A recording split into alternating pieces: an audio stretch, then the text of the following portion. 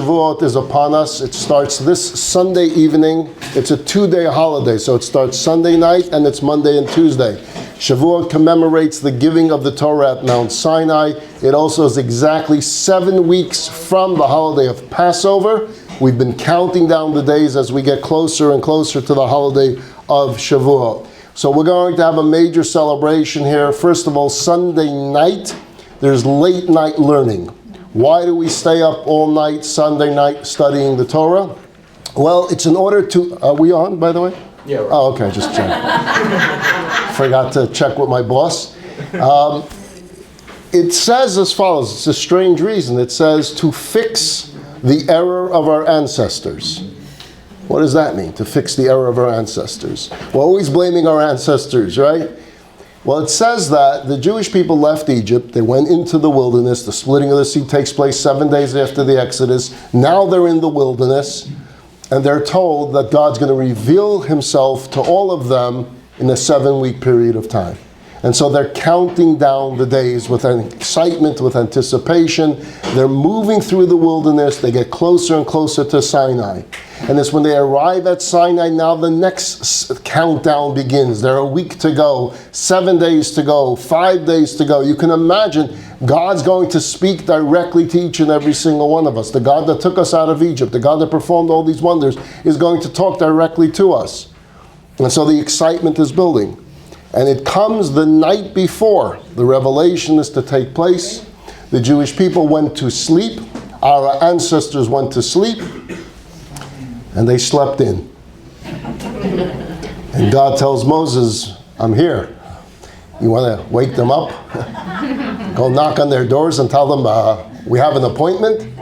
They slept in that night. And Moses had to wake them up and say, God is at Mount Sinai waiting to reveal himself. Wake up. So because our ancestors slept late that night, we have been fixing it for thousands of years since by staying up late into the night studying to make up for the mistake of our ancestors. So in order to excite the audience to come study, we've added some traditions to this late night study, such as sushi. I don't think it took place thousands of years ago, but here in Agora, we do sushi. We also do eclairs and Napoleons and all those types of cakes, and we do fruit, and it's the junk food buffet for those that need a little sugar to keep going through the night. Lots of chocolates, lots of different other stuff. So you're all welcome to come. Now what we do is the first hour, the 11 to 12, which is where most of the people do join us, we divide it up into 6 talks of 10 minutes each. So our own version of Torah TED Talks. And you have a flyer in front of you that tells you the 6 different topics that are going to be spoken about. Each person gets exactly 10 minutes to make their point.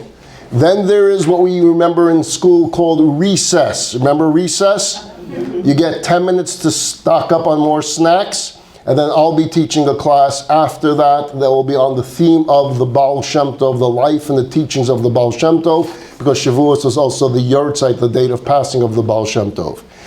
Monday, because you're going to have a few hours to sleep, you'll come back at 10 o'clock. We're going to have services, including the reading of the 10 Commandments, and then after services, there's this huge lunch for everyone to participate in every type of cheese dish there is, because we eat dairy on the holiday of Shavuot, and the desserts are cheesecake and ice cream, so you got to come for that. Tuesday, for those that are reciting Yizkor services, again, we recite the Yizkor during the Tuesday service, and then lunch for everybody as well. So please, that means you'll be joining us Sunday night, you'll be joining us Monday, you'll be joining us Tuesday, and then guess what? Wednesday, we're back here for class. So we'll be seeing a lot of each other over the next few days. But you may have been wondering, why did our ancestors sleep in? How is that possible? If they were excited, if they were anticipating, if they were counting down the days, what does it mean that they slept in? If you're excited about a trip, you don't sleep that night. The opposite takes place, right? If you have to get up to take your Uber at 6 a.m. because you have a flight to catch and you're all excited about this vacation, you're not sleeping that night. And now if I told you that God's going to appear the next morning, who's going to sleep? So how are we to understand this strange tradition that we've been staying up ever since, that they slept in that night? Anyone have an answer? Anyone want an answer? Yes. Oh, okay. I can't believe the answer because you're sleeping outdoors in like a sleeping bag. So when you're talking about this anticipation, you're talking about them going loftier and loftier. They're starting as a slave in Egypt. They're working their way out of the mentality of slavery into being someone of God's chosen people. They're climbing each day a spiritual rung. Every day they're getting holier and holier and holier. By the time they reached that last day, they were in such a high, lofty level that their soul wanted to attach itself directly to God. When we're here in bodies, our soul is in our body. Our soul is separated from the heavenly world by being anchored in the body. The little bit of hint that we get to a heavenly existence is when we sleep. Because when we sleep, part of our soul leaves our body and goes into the heavenly world. What happens there is it gets put into a phone charger, just like you have for your iPhone. It gets charged up and then sent back into your body so that you have energy all over again. Same idea like your iPhone. If you don't plug it in at night, it's not going to have enough energy the next day. Our soul needs to get plugged in. So we plug in at night, that's the sleep. But those of you that feel that during the nighttime they're getting a sense of things, whether it's a bubby, a zaidi, someone spoke to them, someone came to them in a dream, a mother, a father, some messages, something that took place, there's truth to that. That there's an element of prophecy that takes place that we all experience during sleep because our soul is in a much loftier place. But it's also mixed with the fantasies of whatever taking place in our daily lives. So it's a mixture of messages between soul and body. But somewhere in there is real prophecy because our soul has left this existence and is in the heavenly world. Getting back to the Sinai experience, our ancestors were on such a high, lofty level that at that time when they went to sleep, they didn't want to wake up because their souls wanted to remain in this heavenly existence. It wasn't a mistake that they were making. They were choosing to want to be in this lofty existence. The phone didn't wake them up. Nothing. They didn't have an alarm clock. It says that even the mosquitoes didn't make noise. The flies didn't make noise. Nothing made noise. Why? Because they were in such a lofty spiritual place that no one wanted to disturb them. If so, why are we fixing anything?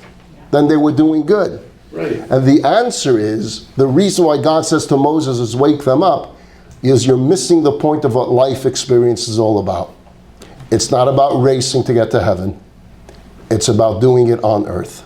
Wake up, I'm going to give you a Torah which tells you how you can make this world a holy place. Escaping the world into heaven is not the end game. The challenge is, can you be a soul in a body and still be holy? And for that we needed the Sinai revolution. So our ancestors thought well, they meant well, and God's correction to them is, I get what you're trying to do, but I prefer you be on earth rather than in heaven. We're in no race to get to heaven. We're all going to get there after 120 years. But until then, let's enjoy the holiness of earth. Let's make earth a holy place. So that's a little bit about the holiday of Shavuot. This is just still part of my announcements. I want to thank the sponsors for today's class. Jeff and Lori Goldschin are sponsoring in honor of today being Rosh Chodesh. So a happy Rosh Chodesh to everyone. One more announcement, as I've been talking about every week. There's an upcoming concert with Shulam Lemmer. Now, I don't know if you've heard of Shulam Lemmer. He's one of the leading Jewish singers today. He's unique in that he has that Hasidic look, right? He's a Hasidic-looking guy. Someone heard him sing from a regular universal label, a record label, and said, this guy's got a voice that needs to be heard by the world. He's the first Hasidic singer to be signed by a major record label. He sings in sold-out concerts all over the world. He doesn't only sing Yiddish songs, although he does. He doesn't only sing Broadway songs, although he does. He doesn't only sing Israeli songs, although he does. But he's also a big fan of Billy Joel and Simon and Garfunkel and Michael Jackson. So you're in for a wonderful show of songs of all different genres. The theme is Rise Up. It's the theme of the statement of the Jewish people since October 7th, of the only way to stand up to anti-Semitism is to actually stand up. not to be afraid, not to hide, but to stand up proud and tall. And that's what this evening is going to all be about. Songs of courage, songs of unity, songs of solidarity. We want everyone to be there. Bring your family as well. I want to thank Jacqueline. For those that would like to take advantage of it, you have a form in front of you. He wants to share this evening with all of you. Simply tell us how many tickets you need. Give this paper into the office after class, or give it to me after class, or you'll collect it after class as well. And we'll get your tickets emailed out to you so that you'll all participate. Again, your spouses, your children are all welcome to join as well. It's Thursday, June 19th at the most beautiful theater out here, the Performing Arts Theater, the Kavli Theater. Those listening on Zoom, if you'd like to participate in the concert, just drop me an email to rabbi@chabadkaneo.com and just tell me how many tickets you need. And again, we want to thank Jacqueline for his hospitality and his generosity in sharing this very special evening with all of us. We have been talking the last few weeks about charity, the tithing. And what we started with is explaining that there's something different and unique about Torah charity, Jewish charity, and general charity, in that the Torah makes it part of its legal system. It's part of the laws of the Torah. Tithing was not optional. Tithing wasn't if you're in the mood. Tithing wasn't if you're feeling generous. It was part of law. It was the system. And as I told you, it's not just in the tithing aspect, but it builds it in all over the place in every aspect of life, that we should always remember that we have to care for others. I'll give you an example. If you have a field and you are growing your fields, most of our ancestors in the land of Israel, that's what they did to earn a living. They had farms, they had fields. And you're growing your oranges. And some of the oranges fall as you're picking them. You may not pick them up. Once it reaches the ground, it's no longer yours. Who does it belong to? The poor, Hefker, it's open. Anyone can come in and take it. When you were putting together a pack of bundles of wheat that you collected, and one bundle got left out, somehow you forgot to go ahead and put it with the rest of the stack. Once you forgot it, you have lost, it's not yours anymore. You're no longer the owner of it. It belongs to the poor. The corners of every single field needed to have access to, that anyone can come by at any time and pick from its fruit, from its vegetables, so that they had something to eat. This is built into the laws. What we're going to study about today was called Shemitah. Shemitah, that's what we're going to get to. I mentioned last week that there's a prayer that we recite. It's in our daily prayers, but we say it many times over Rosh Hashanah and Yom Kippur, and especially in the final prayer of Yom Kippur in the Eilah, it's repeated over and over and over again. It has this universal-like melody of Hashem, Hashem, Kel Racham V'Chanon. I should ask the cantor to do it because he'll do it a lot better than I. But it's a famous prayer, and it talks about the 13 attributes of mercy of God. It makes sense for us to be repeating it over the high holidays. It especially makes sense to repeat it by Ne'ilah, the closing time of Yom Kippur, because we're appealing for mercy. And so we're responding with the mercy of God. When the Jewish people sinned and they made a golden calf, sorry to keep picking on our ancestor today, but they did it. They panicked when they thought Moses died. They thought that they were left in the wilderness without a leader. They panicked and they made a golden calf and they started worshiping the golden calf. God is very upset. He wants to wipe out the Jewish people, start a new nation. Let's start it over again, like in Hollywood Take Two. Let's just cut this one and let's start all over again. And Moses interferes. And he says no. And he becomes our attorney. The first Jewish attorney is Moses, and he defends us before God with any possible defense he can. He uses the insanity defense. He uses the fact that we were enslaved for 210 years. How could you blame slaves for their behavior? They had such a difficult path. All these types of defenses he brings. And he also at the same time admonishes us to ask God for repentance, to ask God for forgiveness. He succeeds in getting God to forgive us. And then God will teach him this particular prayer of the 13 attributes of mercy. And God's telling him, when you need to call in that card, this is the secret avenue. This is the prayer. And that's why we repeat it every single day.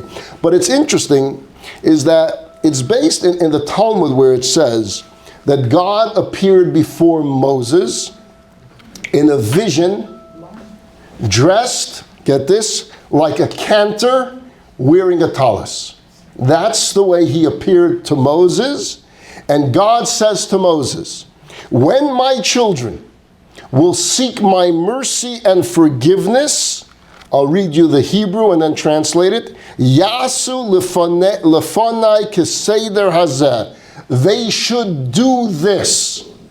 And then God says that prayer, Ke'aracham v'chanan. So Moses is visualizing God, whatever that might look like, dressed as a cantor, whatever that looks like, wearing a talit, and saying, when my kids are in trouble and they need their mercy, this is what they should do. And that's why we do it over and over and over again. There you go. Yeah. We got a little of the chazan there. Yeah. The question is, why does he say this is what they should do, not this is what they should say? It's an interesting choice of words. This is what they should do. And we say it every time. And perhaps the message is, yes, this is what you should say, but by saying it, this is what you should do. What do I mean by that? God is talking about his attributes of mercy. And he's saying, I created the world with this mercy. This is what you should do. If you want my mercy, then you have mercy. When I see you doing this, doing mercy, practicing mercy, being charitable, being kind, being caring, as we spoke last week about having empathy for someone else, living with someone else's pain, not just hearing about it and going on with your day and your life, but truly living with it. When you are doing this, I see that, I record that, and then I will behave that way with you. At the same time, when God hears our prayers for someone else in pain, it says that has so much effect on God that he heals that person because of our pain. So your prayers, when you hear that someone is ill and someone is not well, don't discount your prayer. Don't think you need a rabbi to pray for that person or you need a holy person to pray. No, your individual prayers, whether you're in a synagogue at that time or not, whatever language you speak, speak to God on behalf of the individual that's in pain. And plead with God to help that person. That's empathy. And those prayers get heard up on high. Chapter 15 of the book of Deuteronomy. It's been now, how many months have we been doing chapter 14? We deserve an applause. We just finished chapter 14. About a year, not bad. We're making our way through the book of Deuteronomy. We will be finished in the year 2064. Shemitah. Yeah, Shemitah. So the subject of Shemitah was discussed in the portion that we happen to read in the Torah this past Shabbat. The portion of Bahar introduces it to us. That's what we read this past Shabbat. But it gets continued here in the book of Deuteronomy. So let me explain it to you. You don't need text in front of you, just listen. The system of the years worked on a 7-year cycle. A 7-year cycle. So there's year 1, there's year 2, year 3, year 4, year 5, and 6. What we studied in chapter 14 was that there were different tithings of each year. Each year had a different tithing. But then comes that Shemitah year, that 7th year. It's a sabbatical. What does a sabbatical mean? We tend to think of it as you take off from work. True. You pursue studies that you perhaps don't have the time during your other years. True. But the sabbatical year in Israel was more than just that. Again, most of our ancestors were in farming and agriculture. That's what we did.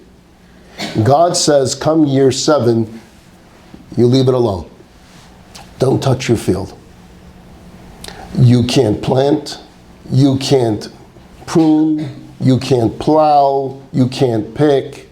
Leave your field alone. Just like on the 7th day of the week is Shabbat. For 6 days you work, the 7th day you stop. For 6 years your field will work for you. The 7th year your field gets a year off. Give your field a year off. Leave it alone. Let it be. Let it rest. And so you're going to say to me, these are the words of the text of the Torah, you're going to say to me, but if we don't plant anything, what are we going to eat? The weeds. What are you going to eat? So this is what it says. If anything grows on its own in year 7, you can go into your own field and take what you need for dinner that day. But your neighbor has equal rights to your field. The stranger has equal rights to your field because there cannot be any fences on your field. It's open to all. Just like they can come in and take, you can come in and take. But you're going to be worried because it's not going to be enough.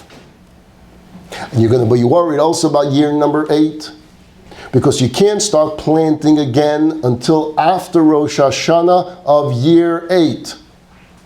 So you can't stop planting. Just when you plant doesn't mean things start growing. It takes a long time for it to start growing again. So you're worried about no food in year 7 and no food in year 8.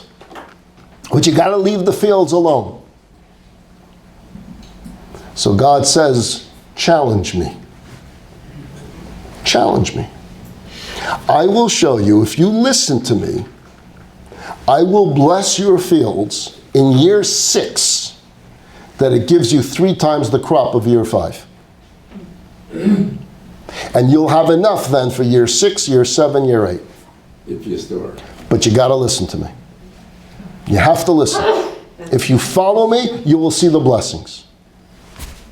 That's hard. You know the story about this fellow, he's mountain climbing, and he slips, and he falls, and he's falling to his death, and his hands are up in the air, and somehow his hands hit a branch that's protruding from the mountain. So there he is, high up, holding on to a branch, holding on for his dear life. He doesn't have the strength to inch over to get onto the mountain, so he's just hanging on there. And he looks down, there's no way he survives this. So he looks up and he says, God, please, you gotta help me. I'm stuck here. You gotta help me. I'll be good. I'll do everything. Charity, you name it. Daily prayers, you got it. Kosher, you got it. Shabbat, everything. Whatever you want, I'll do it. Just save me. And a voice calls out from heaven. I have heard your offer, and I accept. You got yourself a deal. Okay, save me. No problem. All you need to do is let go.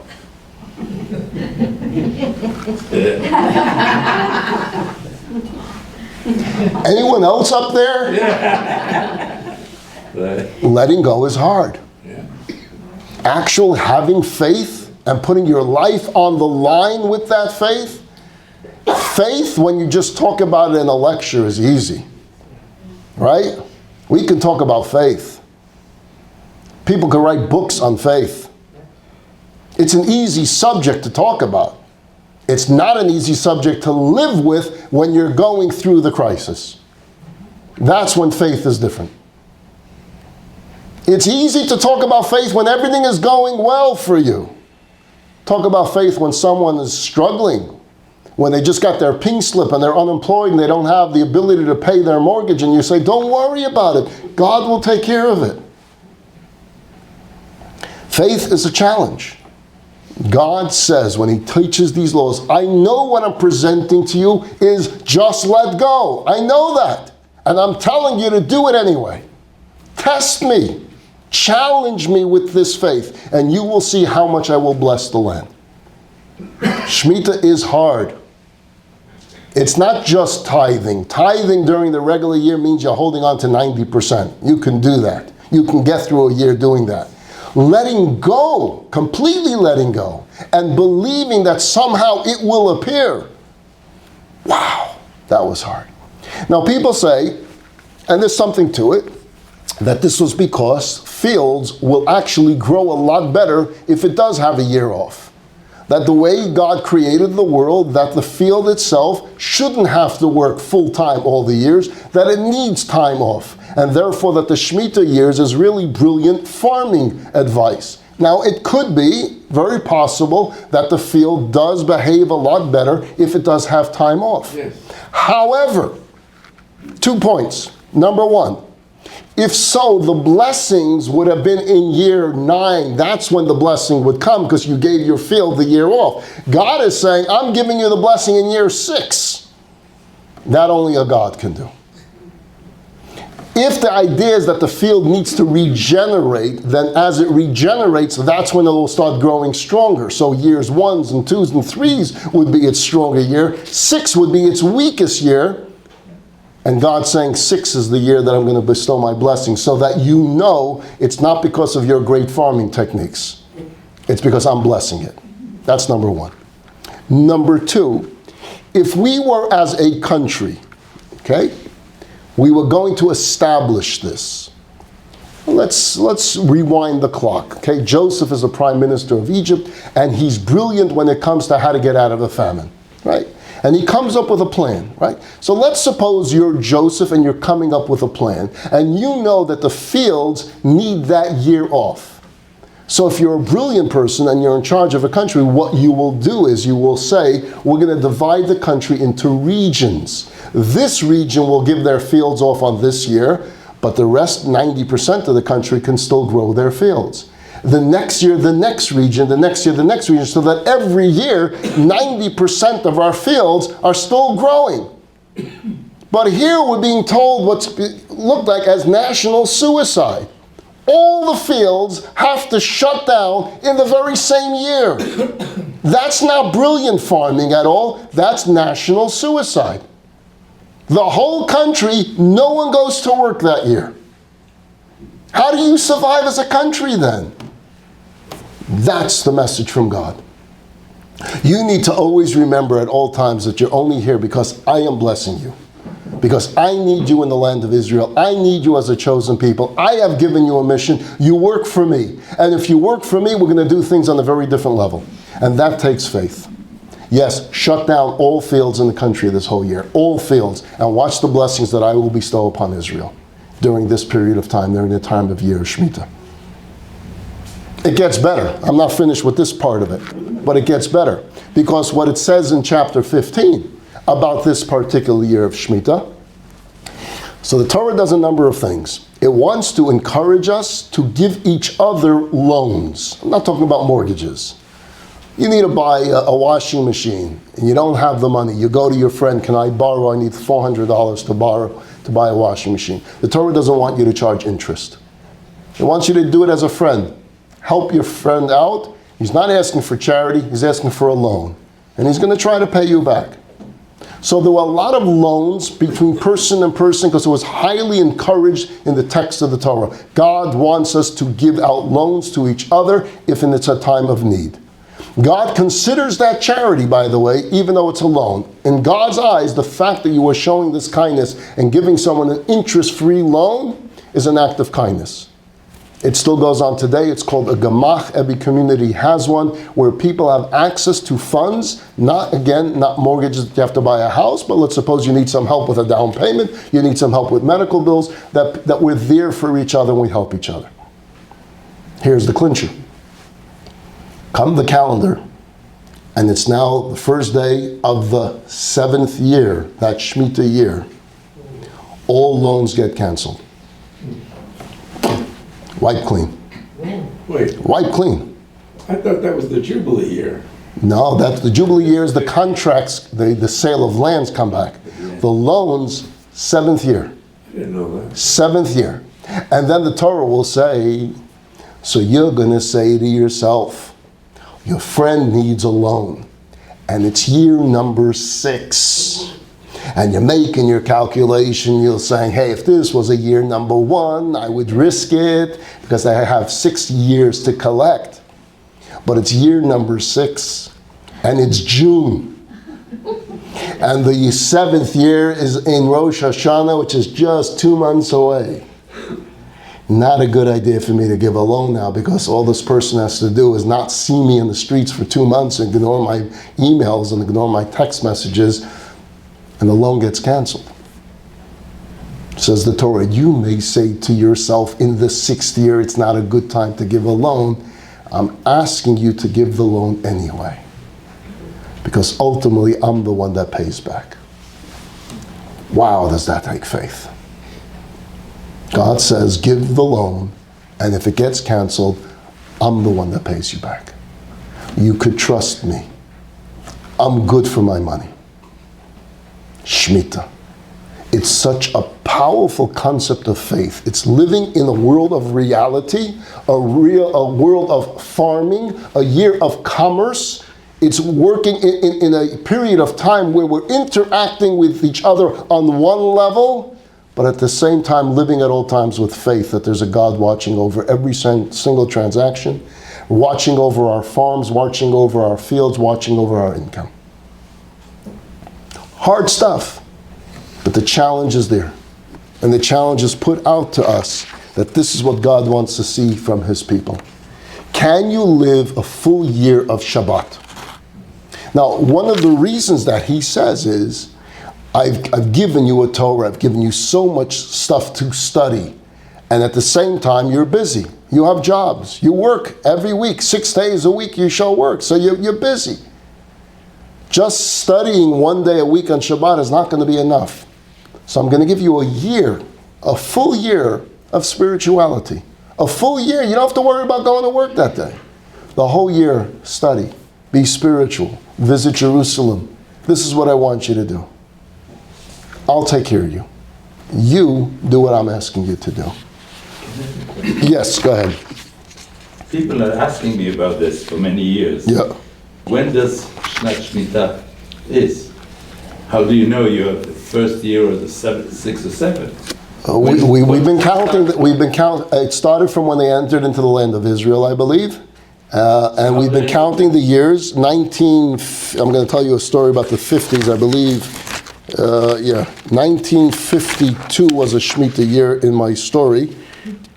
I see. So from there, You can keep, yeah. Year 5712 was a Shemitah year. It was a few years ago. We're still counting it. But what you are bringing up is a very difficult question without realizing you're asking this difficult question. And that is, I understood perhaps in the period of time of the Bible, time of Joshua, time of King David, time of King Solomon, time of the base, the Holy Temple, asking us to have that level of faith. I get it. Okay. The laws of Shemitah are not only when there was a holy temple. It's all the time. Which means when we started making Aliyah back to Israel, 1800s, early 1900s, that became the critical question. Do we still keep it today? Is it still something that we keep? Can we do that? Can we walk away from our fields in the 7th year? A few years ago when it was Shemitah in Israel, what did Israel do? This was a great question. Every rabbi in the world in the 1800s was dealing with this question. When Aliyah began, when people started coming back to Israel and buying off farms, what do you do when it came to a Shemitah year? It was a great controversy, great amongst the rabbis themselves. Yeah. I have 2 questions. Yeah, I didn't answer this one, so give me your 2. Okay, first of all, regarding the Chet HaEgel, Yeah. Aaron was the one who Okay. made it. Yet he was not. There were many people punished Right. severely. Okay. Not him. Right. I mean, there was some kind of, I'll answer you soon. Go ahead. What's the second question? First one. The second question, regarding Shnat Shemitah, Yeah. the Shemitah year, we were supposed to bring all of our, the harvesting to the temple for Kohanim and Leviim. But if we're not harvesting, who's going to give them food? How are they going to have Yeah. food? So I owe you 2 answers. Let me finish this statement and then get back to you. Okay. Repeat the question. His questions or his question? Which one? His question is my question. I'm just putting it into his mouth. And then we have the Aaron question, and then we have the how did the Kohanim going to live in the year of Shemitah question. Okay, a lot of questions. Here we go. So my question was, when we started coming back to Israel, what did we do? Some rabbis, in well-meaning, felt, and I'm not taking a stand here, that it's too difficult to ask the Jewish people when they're first making Aliyah back to have that element of faith, but at the same time the law is the law. So what did they do? In the same way that they came up with this idea of chametz on Pesach. What do you do with your chametz when it comes to Passover? Your pantries are filled with chametz. What do? You sell it to whom? You sell it to a non-Jew who's permitted to have chametz.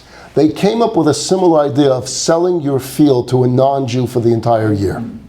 So the field now doesn't belong to a Jew, it belongs to a non-Jew, and you're buying from him product at a lower price because he's getting rent-free of field. The same idea. They came up with a legal concept that was held up in a Jewish court as a legal document, the same way you sell your chametz and you're able to open your pantry when soon as Passover is over, right, and take out the frozen pizza and put it in the oven and you have pizza right away. Anyone else do that? I'm the only one? Okay. Because you sold your chametz to a Gentile before, legal document, legal transactions, they came up in the early 1900s with the same idea. Many farmers in Israel today will do that. They will have a legal document written up by the rabbis going through the Beit Din in Jerusalem that allows them to sell their field, whether it's to Arabs or to non-Jews, and they make some type of financial arrangement so that they can still benefit from the fields, but the field doesn't belong to them. After Rosh Hashanah the following year, the field goes back to the Jew. That's what some did. But I didn't get the answers yet. Well, I mean, I'm not finished. No. Some rabbis said no. And they said no based on that there's no certainty that the Shemitah has to do with the owner of the field, but so long as the field is in the Holy Land of Israel. And if the field is in the land of Israel, it doesn't matter who owns it, you can't benefit from that fruit. If you can't benefit from the fruit, you can't get the fruit, you can't make a deal to buy. And there was this great debate. Every rabbi that was alive in the early 1900s had an opinion on this debate. Okay? And it's gone on. Let's jump to 1950. Now Aliyah really starts, and now after 48, Israel is a country of its own. So it's not just some settlers living in the British Mandate, but now it's Eretz Yisrael. It's our land. What are we going to do when it comes to Shemitah? So that's the story I want to tell, and then I'll owe you two answers, and I owe everybody answers. It's all right. It's the story of a settlement. It's in the south of Israel. It's a kibbutz. The kibbutz is called Koimamiyot. It's still there today. It was started by a group of religious Jews that started a small little religious kibbutz. They were given 4,000 acres to start their kibbutz. They hired a spiritual leader for the kibbutz. His name was Binyamin Mendelssohn. This is one of the pioneering kibbutzim in Israel from when Israel was founded in 48. And Mendelssohn was of the opinion that Shemitah meant Shemitah, and it means now in these years as well. And he informs his settlers in this kibbutz that, by the way, this kibbutz will honor the laws of Shemitah. Just letting you know. So before you decide you want to be in, I want you to know that's part of the bylaws of this kibbutz. We're going to keep these laws. Shemitah was going to be in the 1951-52 year. That's when Shemitah was going to be. Okay, so I'm going to read to you a story that's been published, written by someone that lived on the kibbutz during this period of time. His name was Dov Weiss. He says, I was one of a group of about 30 young men who started this kibbutz of Koimamiyot in the south of Israel. It was 1950 after we had completed our army service. I was still a bachelor then. Among the founders was also the well-known Torah scholar and rabbinic authority, Rabbi Binyamin Mendelssohn. He had immigrated to Israel from Poland. At first we lived in tents in the middle of a barren wilderness. The nearest settlement to ours was several kibbutzim, Outside, associated with the left-wing Hashoma Hatzair movement, there was Kibbutz Gat, Kibbutz Gilon, Kibbutz Negba. These were all the kibbutzim near us. We started planting wheat, barley, rye, and other grains. I myself drove a tractor. Our produce, which grew throughout the 15,000 or so dunams, which is 4,000 acres allotted to us, we would sell to bakeries and factories. If you're familiar with how the kibbutzim worked, the kibbutz had a business, it sold product, and that's what everyone lived on. If anyone has either lived on the kibbutz, visited a kibbutz, some of them still go on today. It's a fascinating system of how it works. It does go on today, but not the way it originally was. Literally, everyone shared everything together. Now they still have their own separate houses, but it's an interesting concept. Anyway, back to my story. At that time, there was not yet water pipes reaching our moshav. We had to content ourselves with what could be grown in dry, rugged fields, relying only on rain without an irrigation system. Every few days, we would make a trip to Kibbutz Negba, about 20 kilometers distant, to fill large containers with drinking water. The second year that we were there was the year 5712 on the Jewish calendar, which corresponds to 5152, was a Shemitah year. We were among the very few settlements in Israel at that time to observe the laws of the sabbatical year and refrain from working the land. Instead, we concentrated on building, which you were allowed to do. They were allowed to build houses, and in completing much of the permanent housing. They focused on spirituality, they focused on study, and on construction of housing, but they didn't touch the fields, even though that was their main source of income. The moshav gradually developed and expanded. More and more families moved in, as well as a number of young singles. By the end of the year, we numbered 80 people. As the sabbatical year drew to its completion, so now it's the end of that 7th year, somehow they made it through the year, we prepared to renew our farming activities. But for this, we needed to sow crops. We needed seed. But we needed seed that grew in year 6. Because seed that was grown in year 7 is not allowed because someone was violating the law. You can't use seed from year 7 because you weren't allowed to grow. We needed to find seed from people that had it left over from year 6 in order to grow our crop for year 8. So we looked high and low, but no one had any seed. We went around all the agricultural settlements in the area near and far seeking good quality seed from the year 6 harvest, but no one could fulfill our request. All we were able to find was some old wormy seed that were, for whatever reasons, never made clear to us, was lying around a storage shed in the kibbutz Gat. No farmer in his right mind anywhere in the world would consider using such poor quality seed to plant with, not if he expected to see any crops from it. So we went to the kibbutz Gat and we said, we'll buy off all this wormy seed that you have sitting in some shed over here. And they laughed at us and said, buy it, just take it. We don't want it here. It's wormy stuff. You can't plant this stuff. So we went to our rabbi, and the rabbi says, the same God that could make healthy crops grow from healthy seeds could make crop grow from these wormy seeds. Take it. So we took it, and we planted it. Okay? The rain was slow that year. It started raining late.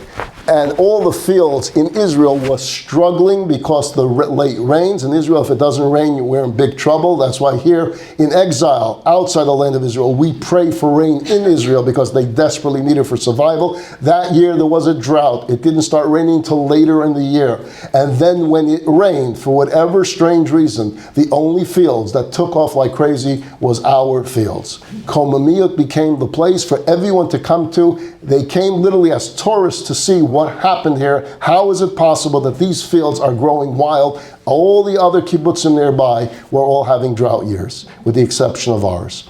And it became the story of Komamiyot. It became the miracle of Shemitah, that Shemitah made a comeback because people started seeing, hey, miracles do still happen even in the modern era.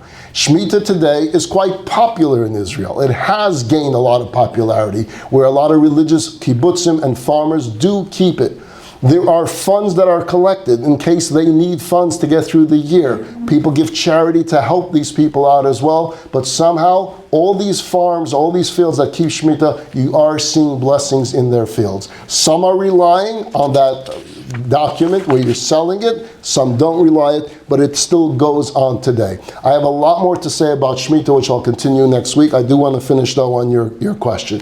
His question, for those in the Zoom land that didn't hear the question, he asked, when I mentioned before about the golden calf, he said, but what about Aaron, Moses' brother, is the one that made the golden calf, and he seems to get off the hook. God's upset at everyone else. He's not so upset at Aaron.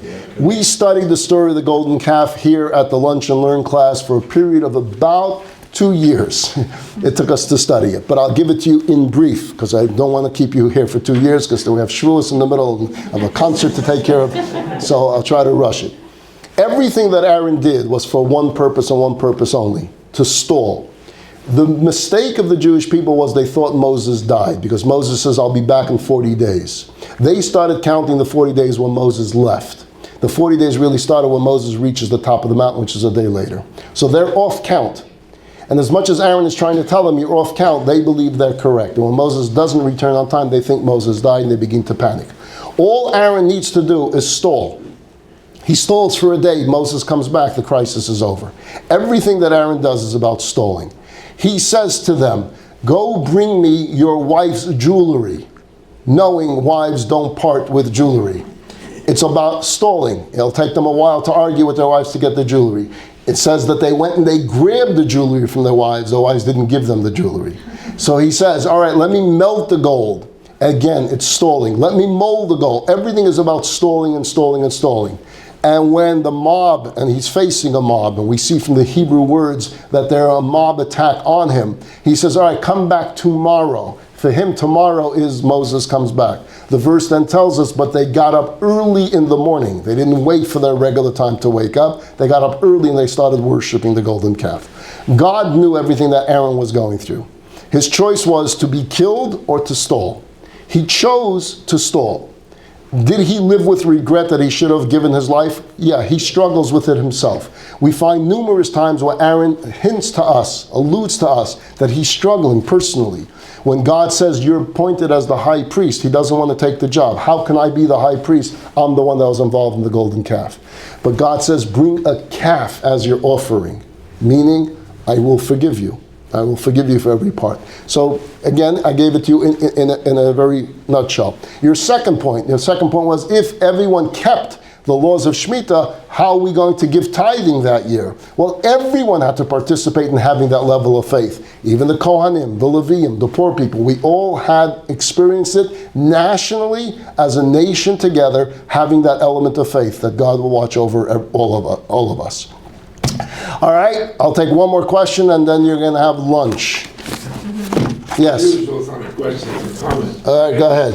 I understand the golden calf. All right. When I was in Cairo, and I looked at all the various gods, there was one goddess that didn't fit into the Egyptian hierarchy. And I asked, so, that Torah, she's not a goddess of Egypt, she's a goddess of Sinai. Uh-huh. She's a goddess of Sinai, and she's shown as a cow or a calf. So they were praying to the local goddess to bring back Moses. And the reason I know this, I was not allowed to go to her broken temple. All right, there's a lot to say on the golden calf, but there's very little time right now. We'll continue on the subject of Shemitah next week. Again, I remind you, Sunday night, 11 p.m., you're all here, I'll feed you. Monday, come for services, I'll feed you. Tuesday, come for Yizkor, I'll feed you again. Wednesday, come for our last class of the spring semester, and I'll feed you again, because Jewish people feed other Jews all the time. Anyway, have a wonderful week, everyone. Please do join us for the concert. Fill out that form and give it to my friend Davis over here, and Davis will bring it up to me. Have a good one, everyone.